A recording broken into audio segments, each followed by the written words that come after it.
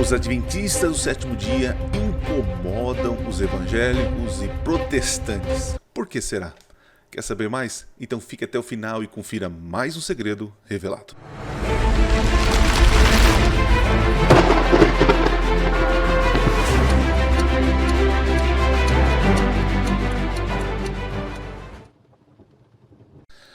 Olá, seja bem-vindo a mais um vídeo do canal Minuto Profético. Hoje é um daqueles vídeos que eu não gostaria de fazer. Sabe, eu tenho percebido que o meu canal aqui está se tornando um canal de reação. Né? Eu estou fazendo teologia, reagindo a outras coisas. Né? É um conteúdo também. Você que está assistindo, você com certeza aprende aqui ou expressa minha opinião, aquilo que eu acredito. Né? Mas assim, como tem gente maldosa nesse mundo, né? Eu recebi um vídeo de um rapaz que eu já gravei aqui uma reação e pelo jeito ele não aprendeu, né? E continua falando mentiras, né? Você não vai encontrar adventista aqui pegando uma igreja X, né? Pelo menos no meu canal, vou falar por mim. Você não vai pegar eu aqui pegando a igreja X e descendo a lenha naquela igreja. Pelo contrário. Você vai encontrar no meu canal eu defendendo a minha fé a partir de ataques de outros movimentos religiosos. Né? E é assim, nós vivemos num país da liberdade. Você fale o que você quiser falar e seja responsável por aquilo que você está falando. Né? Mas para que ficar atacando? Né? Para que ficar atacando? Defenda aquilo que você acredita. Né? E as pessoas que não acreditam, beleza, segue outra coisa. Né? Mas o que eu tenho ouvido na internet são ataques em cima de ataques, que a adventista é herege, é uma seita, que nós somos mentirosos e assim por diante. É terrível esse tipo de coisa, né? Se você não concorda com a igreja adventista, querido, então vá seguir o teu caminho, vai para outra igreja, Deus te abençoe, o céu será um lugar de todos os cristãos, né, que aceitaram Jesus e aprenderam a conviver com as suas diferenças aqui na Terra, né? Então assim, eu vou tentar falar um pouco mais baixo, porque são 4h22 da manhã. É o momento que eu tenho para gravar o vídeo para lançar aqui para vocês, né? Porque minha esposa está dormindo e a Manuzinha também, né?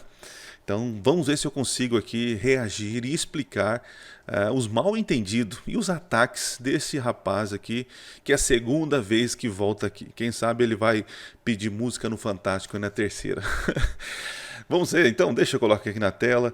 E vamos entender do que se trata esse assunto aqui. Vamos lá. Aqui, tá ele aqui, ó.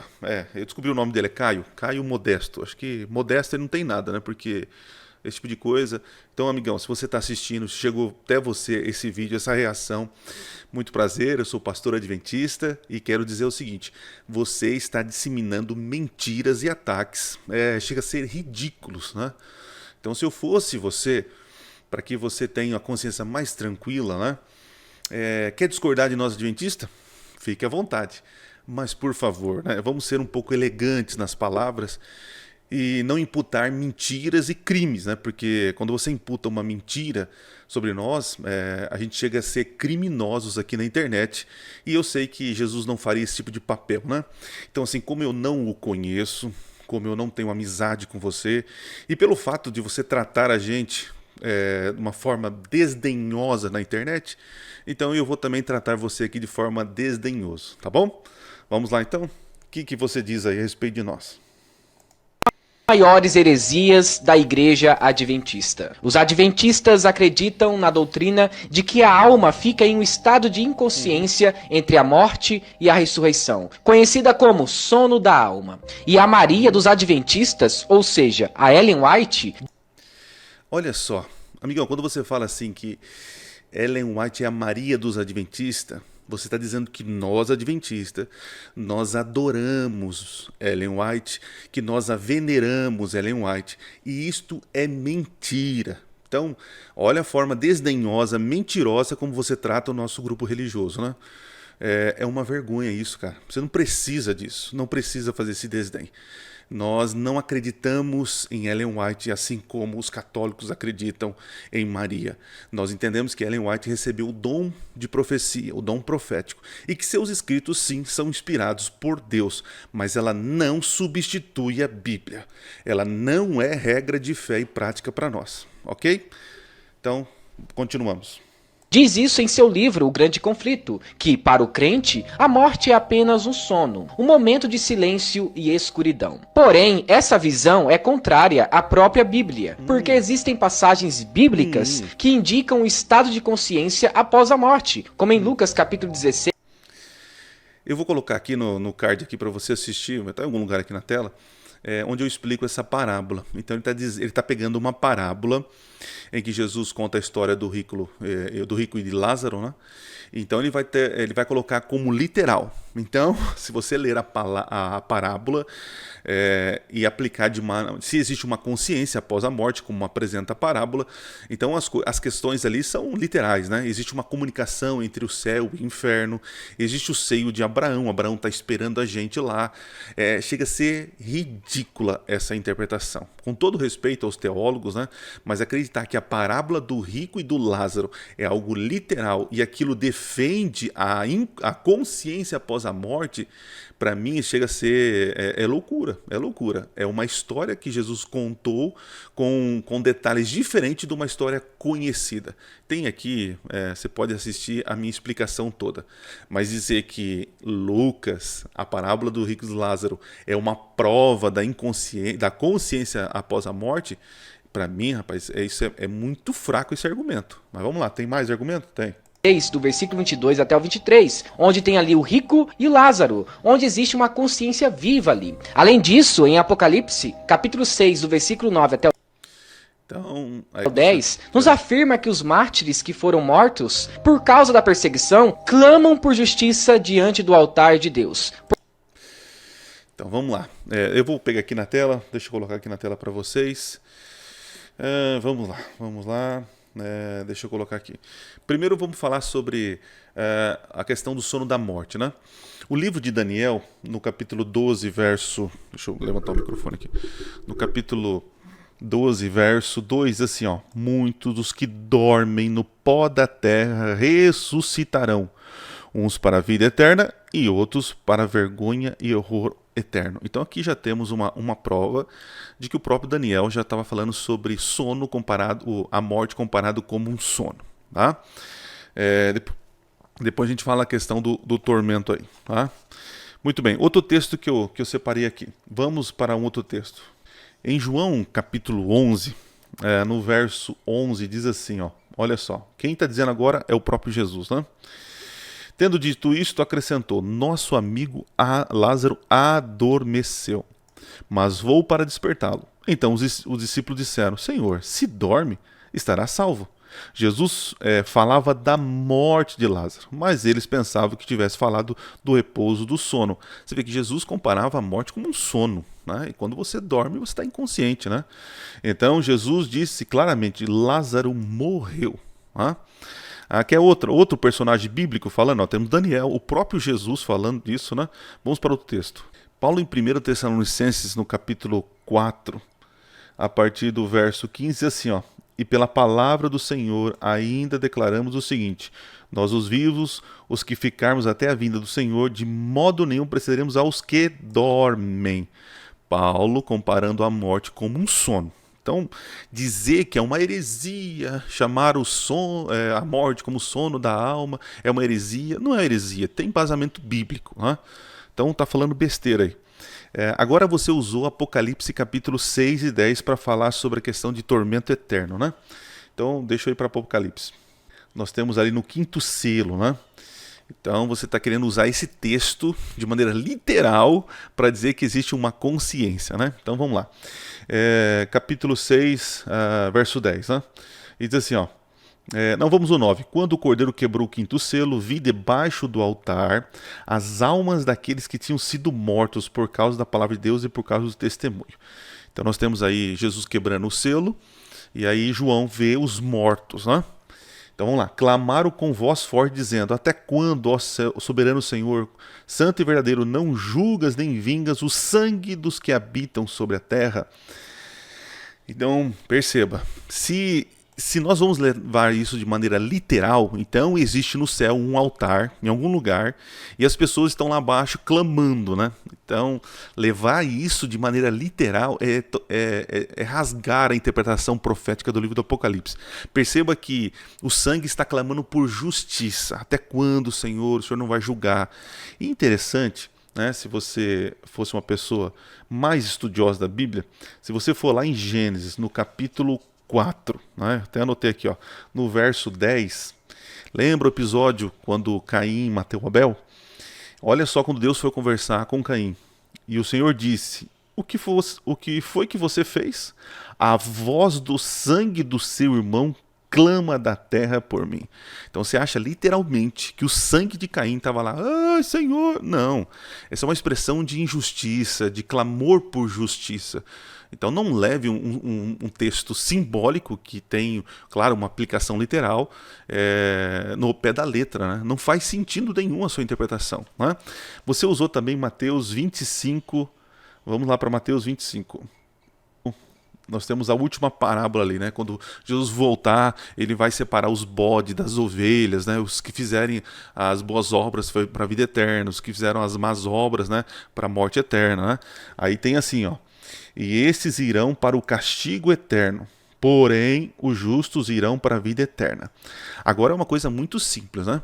Jesus, ele vai dar a vida eterna, já vou botar aqui, ó. Jesus irá dar a vida eterna para os salvos. E os ímpios receberão a morte eterna. O que é morte? Morte é a ausência da vida. Vida você sente, você respira, você está consciente. A morte é o contrário disso. Então, peraí, a imortalidade será dada também para os ímpios, para que eles fiquem vivos morrendo pela eternidade? Não faz sentido. Eterno é eterno em duração naquilo que está ligado. Se a minha vida está ligado ao Senhor, é vida eterna. Se a minha vida está desligada do Senhor, é morte eterna. A morte eterna é em consequências, não em duração, querido, né? Aí você pega um texto também lá de Apocalipse. Vamos lá, Apocalipse. Apocalipse capítulo 20, né? Deixa eu ver aqui, que você colocou aqui na tela. Vou dar um play aqui, vamos escutar um pouco mais você. Vamos ver se eu já passei dos argumentos. Existe consciência após a morte. O sono da alma é uma heresia. Tá, não. Deixa eu pegar aqui, ó. Apocalipse, deixa eu colocar aqui na tela. Apocalipse, capítulo 20, ó. 20, verso 10. Ele usa esse texto aqui, ó, para dizer, ó. Ele fala aqui, ó. O diabo, tá aqui, ó. O diabo que tinha enganado foi lançado no lago de fogo e enxofre, onde se encontram a besta e o falso profeta, e serão atormentados de dia e de noite para o todo sempre. Então aqui ele já leva de maneira literal e realmente ficarão lá sofrendo por toda a eternidade, né?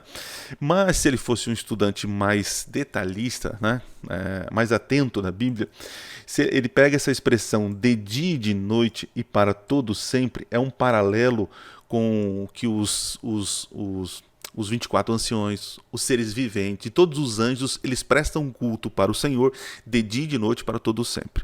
Então há um contraponto aqui, né? Os vivos adorarão o Senhor de dia e de noite. Os ímpios ficarão em tormento de dia e de noite. É uma comparação, é uma contrafação entre o que Deus quer oferecer para os salvos e o que será oferecido para os ímpios, né? Só que ele não viu o verso anterior, né? Se ele levar ao pé da letra, de maneira literal, esse verso que ele acabou de ler, ele vai ter um problema com o verso anterior. Olha o verso anterior. Marcharam então pela superfície da terra e cercaram o acampamento dos santos. Está falando ali após o milênio, né? A cidade amada. Porém desceu fogo do céu e fez o quê? Os consumiu. O que é consumir? Enquanto existe matéria, vai ficando pegando fogo. Depois que acabou a matéria, acabou. Então, a duração não vai ser eterna. As consequências serão eternas. O texto está dizendo para mim que o fogo que vai descer do céu consome os ímpios. Consome todos. Aí você pega o verso da frente, que está usando uma expressão idiomática aqui, uma ideia de consequências eternas, para dizer de forma literal. Então não faz sentido. E dizer que nós somos hereges, ou você não estuda direito a Bíblia, né? Vamos para o outro argumento do rapazinho aqui. Ó. Vamos lá, deixa eu pôr aqui na tela para o rapaz. Muito bem, vai lá. Adventistas acreditam que a obra expiatória de Cristo não foi completada na cruz, mas continua no santuário celestial. Segundo a Maria dos Adventistas, ela afirma em seu livro O Grande Conflito que em 1844, Cristo entrou pela primeira vez no segundo compartimento do santuário celestial. Interessante, né? São eles que usam tanto Ellen White, né? Eles nos acusam daquilo que eles fazem, né? O fato de Ellen White escrever sobre esse assunto, ela não é regra de fé para nós. Outros adventistas escreveram sobre esse assunto, outros pioneiros fizeram estudos profundos sobre esse assunto, né? E vocês ficam usando Ellen White, desdenhando, né? Nós não citamos tanto Ellen White como vocês citam, né? Que bom que vocês, espero que estejam lendo mesmo Ellen White, né? E essa doutrina indica que a expiação é um processo progressivo. Mas, de uma forma indireta, essa doutrina é vista como uma negação do conceito bíblico sobre a expiação que foi consumada na cruz, como está em Hebreus capítulo 10, do versículo 12 até o 14. Entretanto, quem estudou a história da Igreja Adventista sabe... Vamos parar por aí. Então você está dizendo que nós acreditamos que... Deixa eu tirar esse camarada da tela aí que já me dá coisas, viu? Está dizendo que nós acreditamos que o sacrifício de Jesus não foi suficiente. É isso que ele quer dizer. Querido, nós não acreditamos nisso. Isso é mentira. Você está disseminando mentiras e inverdades sobre a nossa crença. Eu recomendo que você, na sua dignidade, reconheça o seu erro e tire esses vídeos que você tem postado sobre nós. Porque nas nossas fontes primárias, né, se você é um bom estudante, deveria ter feito isso. Né? Nós acreditamos que o sacrifício na cruz do Calvário foi suficiente para pagar o preço do pecado. Porém, todavia, entretanto, a expiação acontece na cruz, mas também acontece no santuário celestial, porque aquilo existiu uma sombra no passado que representava o ministério de Jesus quando viesse na terra. Assim como no santuário, no passado, havia expiação ali na morte do Cordeiro e a transferência do pecado para o santuário e depois uma purificação do santuário, essa representação vai ser encontrada ou vai ser cumprida em Cristo Jesus. Cristo na cruz do Calvário pagou o preço do pecado e fez expiação ali por nós. Porém, todavia, ele ressuscita e ele apresenta seus méritos diante de Deus no santuário celestial. Então, assim, existe realmente uma progressão. Jesus, se ele tivesse terminado, por exemplo, vou mostrar na Bíblia, vamos lá.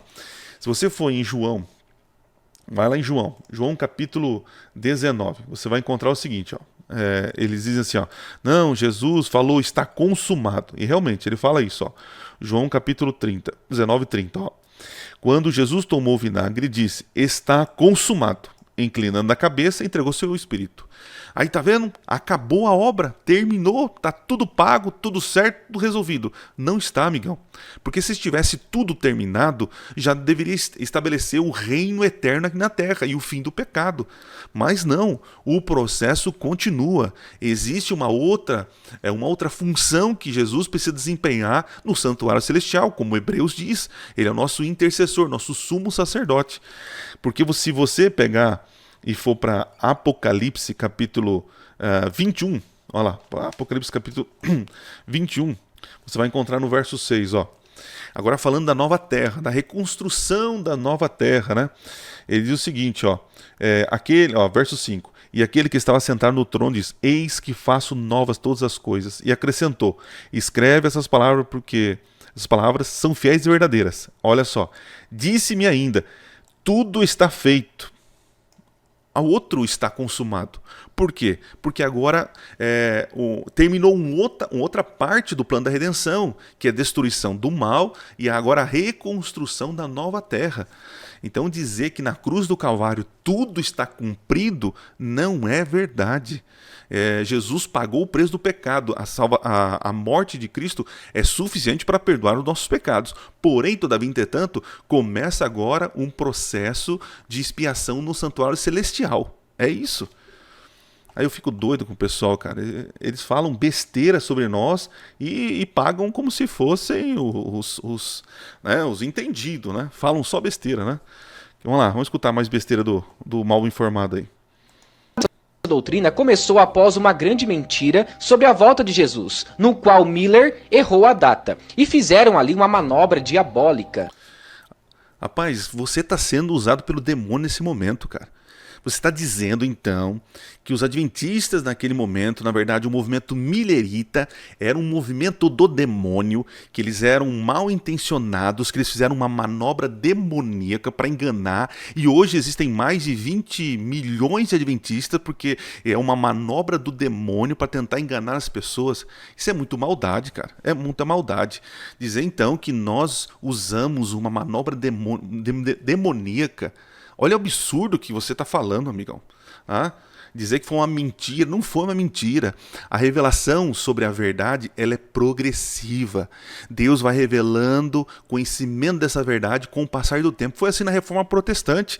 Você está pagando aí de reformado, né? Que você é reformado. Cara, você teve revelação de uma luz que os pioneiros da Reforma entenderam que a salvação é pela graça. E houve luz e houve avanço no conhecimento da verdade. O movimento adventista entende que há um progresso, que Deus está restaurando verdades. Então, dizer que nós usamos de mentira para enganar as pessoas, realmente foi marcado a data da volta de Jesus, porque entenderam, estudando a Bíblia, que Daniel falava sobre a volta de Jesus. Mas depois perceberam um erro, reconheceram, voltaram atrás e continuaram estudando a palavra de Deus. E agora está dizendo que isso é uma mentira, que foi um engano.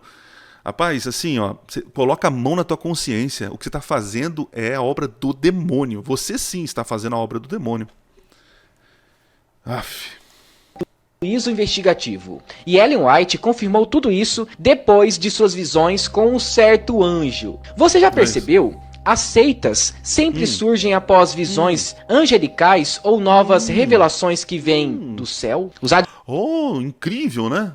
O Novo Testamento foi construído desta maneira, com sonhos e revelações. Os judeus também acreditavam que os cristãos eram uma seita do demônio, mas era Deus revelando luz sobre a verdade. Então, amigo, para de ser é um cego, você está sendo um ignorante, um neófito na fé. Deus continua falando conosco até hoje. Deus está revelando sua verdade até hoje. Nós vamos crescer cada dia mais na sua revelação da verdade. Não pense que a verdade acabou em você. Deus tem revelado verdades. Deus está revelando verdade ao seu povo. Claro que essas verdades não vão contra a sua palavra. As verdades, elas vão ampliando a verdade que já foi revelada no passado. Rapaz, é triste, viu? Acreditam na aniquilação final dos ímpios e de Satanás, em vez do tormento eterno. Ellen White escreveu em seu livro O Grande Conflito que o ensino positivo da Sagrada Escritura é que o pecado e os pecadores serão exterminados para não mais existirem. É claro! Você acha que a solução para o pecado é o que você apresenta? Que o pessoal vai ficar lá por milhares e milhares de isso é a solução? Um Deus sábio, um Deus que abomina a presença do pecado, vai suportar ou permitir que Satanás e os ímpios fiquem sendo tormentados por bilhões e bilhões de anos. Rapaz, olha que incoerência, né? A solução para o fim do sofrimento é o extermínio do pecado e pecadores. Esta é a verdadeira solução para terminar com o mal nessa terra. Não permitir que ele fique lá permanecendo, queimando, sofrendo. O mal precisa acabar, o sofrimento precisa acabar. E isso diz lá em Apocalipse. Não haverá mais dor, nem sofrimento, nem pranto, nem morte existe mais. É muita ignorância. Essa doutrina é contraditória à própria Bíblia. Parece que a senhora White fez um curso de teologia pelo Telecurso 2000 da sua época. Rapaz, se ela fez um telecurso, né? Rapaz, você não saiu nem das fraldas então. Porque vamos ser sinceros, pegue todas as obras teológicas de Ellen White. O que você, Caio Modesto, produziu até hoje não chega a 1% da obra que ela criou. E é uma mulher que não teve acesso ao ensino superior da sua época. Uma mulher que estudou e pesquisava. Uma mulher autodidata. Então, assim, você pode até não acreditar que ela é inspirada por Deus. Eu acredito. Mas dizer que ela fez um cursinho de teologia, Rapaz, é muita ignorância, é muita prepotência e arrogância da tua parte. Você não reconhecer o trabalho dessa mulher, né? Triste, né? Olha o desdém desse camarada, olha o desdém dele. Mateus 25, versículo 46 e Apocalipse capítulo 20, versículo isso 10 e dizer que não haverá tormento para os ímpios e para Satanás. Então, nesse caso, vale a pena para o ímpio pecar a vida toda aqui na terra, pois a única consequência será de não existir mais e não de ter tormento eterno. Então veja, isso é a sua opinião. É a sua opinião dizer que compensa pecar porque depois vai ser exterminado e acabou. Então, na sua opinião, na sua resolução do problema do mal, é deixar as pessoas sofrendo.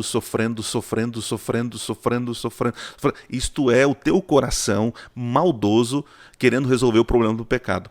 Porque para Deus, um Deus de amor, ele não vai prolongar o sofrimento das pessoas. Deus não tem não tem prazer na morte do ímpio.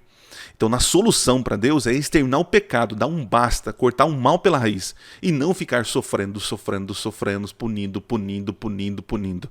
Isso é uma solução tua, não uma solução divina, né? E dizer que compensa para o pecador ficar pecando e depois, porque ele não vai sofrer eternamente. Besteira, cara, besteira. Intitula A Luz Menor e guia para os adventistas. Ela diz que é a luz que mostra a verdade. Inclusive, no livro Mensagens Escolhidas, ela afirma que sua obra, ou seja, seus escritos, trazem a marca de Deus ou a marca do inimigo. E ela diz que não há meio termo nessa questão. Ou é Deus falando, ou é Satanás. É claro que ela quer colocar as pessoas na parede e dizer que é Deus falando através dela. Não, ela não quer colocar ninguém na parede, ela está sendo sincera com seus leitores. E vocês não são sinceros com ela, né? Porque se ela está dizendo o seguinte, o que eu estou escrevendo ou é do diabo ou é de Deus, não tem meio termo. Se vocês acreditam que existe um meio termo, ela não acredita. Então é só pegar o trabalho dela, o fruto do trabalho dela, e a Bíblia diz, pelos seus frutos o conhecereis, né? Então diga, se é uma obra, presta atenção, se é uma obra de Satanás o escrito dela, então Satanás errou feio. Porque através dos escritos dela, das orientações dela, o movimento adventista cada dia cresce mais. Com escola, com educação, com hospitais, clínicas. Uma obra que tem trazido salvação e esperança e transformação para as pessoas. Se isso é uma obra de Satanás, Satanás errou feio, né? Então ela está sendo sincera com seus leitores. Igrejas que têm profetas modernos, que têm revelações como fonte de regra e fé, e principalmente quando existem escritos adicionais à Bíblia como dogmas.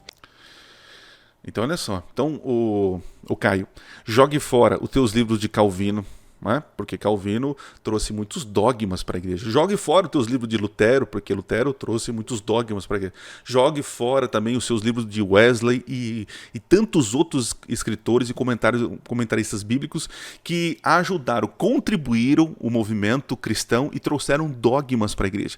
Então você está dizendo para mim que eu tenho que fugir das igrejas que tem pessoas que estudam a Bíblia e que orientam a igreja e que criam dogmas para que esse movimento obedeça. Então veja, não entre em nenhuma igreja e você saia da sua igreja, porque sua igreja também tem esse tipo de coisa, né? Então dogmas não são doutrinas. Dogmas, eles são construídos dentro de uma comunidade e ali eles entendem que daquela maneira eles vivem, né? Mas os escritos adicionais ou extra-bíblicas, como você está falando, os escritos extra-bíblicos não podem substituir a palavra de Deus e criar doutrinas. Não é o caso dos adventistas. Os adventistas não usam os escritos de Ellen White como regra de fé ou como adicionais à palavra de Deus. Existem orientações para que os adventistas vivam de acordo com a palavra de Deus, segundo Ellen White? Sim. Alimentação, costumes de vestimenta.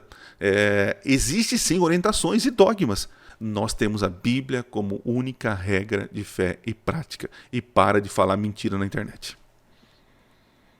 Então, se um dia você ganhou esse livro, devolva para a igreja adventista mais próxima da sua casa. Isso daqui é herético.